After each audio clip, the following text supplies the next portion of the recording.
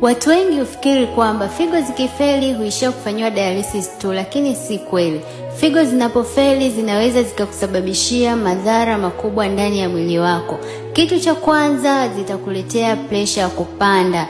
Kwa nini? Kwa sababu figo zimefeli kutengeneza hormones ambazo zinakwenda kudhibiti shinikizo la damu. Lakini pia kitu cha pili, utapata magonjwa ya moyo na mishipa ya damu. Kitu kingine, utakuwa unapumua kwa shida sana kwa sababu figo zimefeli kuchuja maji na yale maji yameenda kujaa kwenye mapafu na kukusababishia kitu kinaitwa pulmonary edema.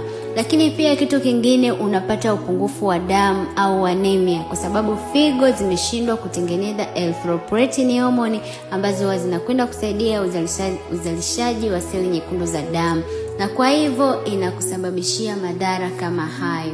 Madhara haya yanaweza kuepukika kama utachukua uamuzi mapema wa kutibu figo zako. Kwa ushauri zaidi na tiba, chukua namba kwenye bio.